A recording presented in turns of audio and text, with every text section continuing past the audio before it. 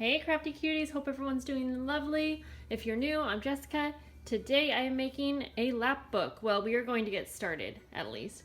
And I am going to take you through the process. I think the first part might be a little boring, but I also think some of you will want to see how I make it.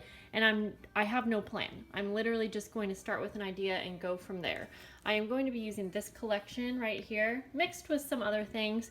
We probably won't even get to covering the journal today in, the decorative paper, but I'm not sure. So I'm going to start by using some book bases just to start and make this process the easiest. I don't have a lot of time. I'm also really low on different supplies that I need. So I have a little bit of glue. I may have to stop and go buy some glue. This is the glue I actually prefer, if you're wondering, but I am just about out. So for now, we're going to use this.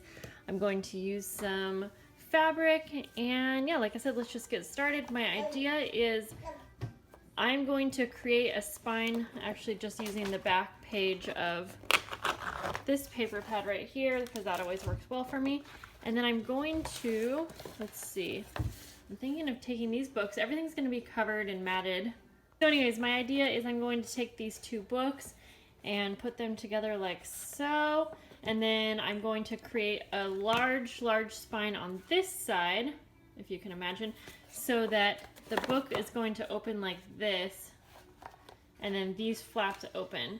And I just want to use the books that we have here because I want there to be a lot of space for embellishments, and I want to be able to include cards in these books when they're finished. So I'm going to go ahead and finish gutting out these books. You need to find a video on how to gut a book. I have one on my channel actually, so I'm just going to go ahead and remove.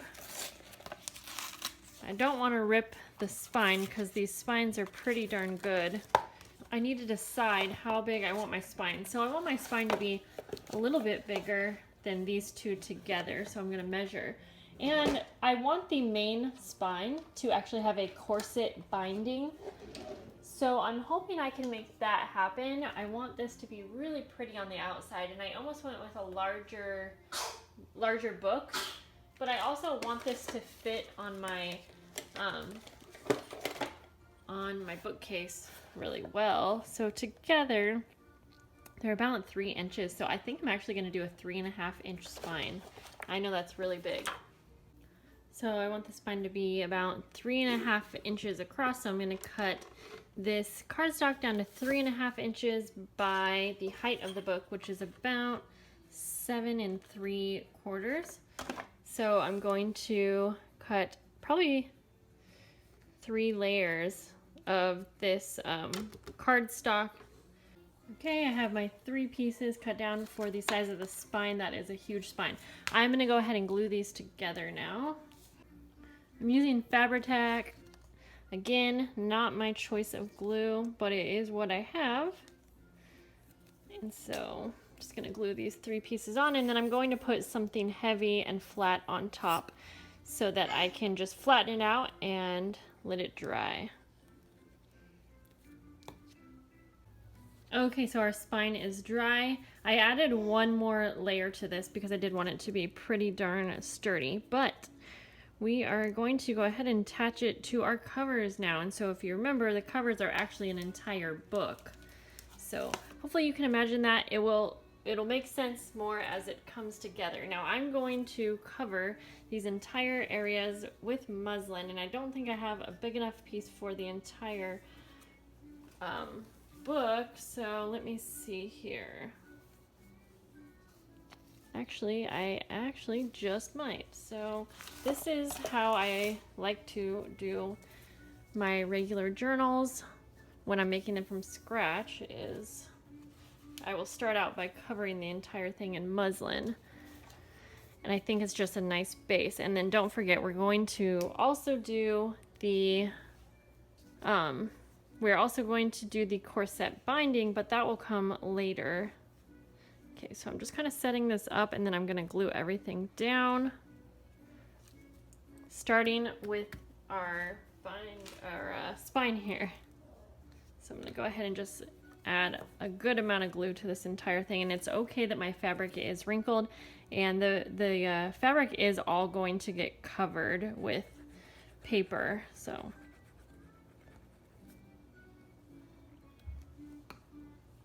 I'm just gonna go smooth this out with my finger here. Okay, so we'll just set this down. And then I'm going to basically speed through this part because it's just gonna be a lot of repetitive things happening, but I'm going to now start out by adding glue to this entire area. I'm gonna stick it down, leaving about 1/4 of an inch between the cover and our spine. And then I'm going to slowly add glue all along the side of the first book, and then I'll go ahead and add glue over here. So when I come back, all of this will be glued down to the muslin. All right, guys, getting a little nervous because this is gonna be a long piece here, and I'm just not sure how it's gonna work out, but we're gonna go with it. We're not giving up here. So everything is glued down. It is one long continuous piece. I'm gonna go around to every corner and just kind of cut at an angle. I also don't need this much extra fabric at the end here, so I'm just gonna trim that up just to add the least amount of bulk, because these covers are going to end up getting recovered quite a few times because of doing the corset binding and just because of whatever final papers I want. So over here then we will go ahead and trim these, and then we're basically just going to wrap this fabric around these sides here, all sides. I even have something on this fabric, but that's okay. Now have the glue that I prefer, and we're gonna go on with the next step, which is to cover the inside with fabric. You can cover this in paper if you prefer. I like fabric because over time, when you're opening and closing a book, paper can crack and break, but the fabric really isn't going to. I'm just going to use this one huge strip that is kind of raggedy, but it's going to work. It's literally just to keep everything together, and I'm going to glue across the entire panel here. I'm just going to go like section by section, so I am going to start that now. And this is another step that I will speed through because I want to focus a little bit more on some of the more important parts. So as you can see, I'm just going to do this pretty messy, not a big deal, and I'm just going to go section by section and place this down. And I don't really care if this fabric covers like the entire piece here. It's more so that it's holding it across the way, if that makes sense. So I will be back once this is all glued down, and then we can move along to the next step. I do want to point out though that it is important to make sure that you get glue into the crack areas here like this, like between the cover and the spine. And you do want to make sure to press that down.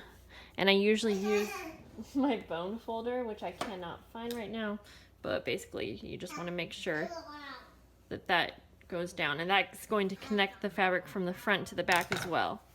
While I know we're not completely done with the cover, there are a ton more steps that I have to do. So we are going to be stopping soon, but I'm going to give you an overview of the rest of my plan. So I usually write out some kind of like blueprint idea. This is super messy, and I know it doesn't make sense to you, but I'm just giving you this advice because it helps me with all the ideas in my head.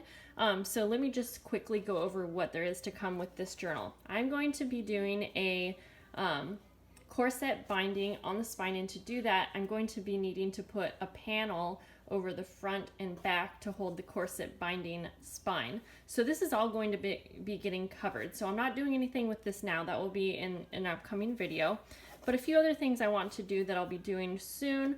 I'm going to be putting some eyelets right here and right here, so that on this inside corner over here, I can have either a small journal or place to hold her birthday cards. But before I put the eyelets on, I of course want everything to be covered. So I'm going to be covering the entire inside with paper, like just paper panels for each little section here, because again, paper does crack, and so I don't want the paper going over any of the areas that's bending.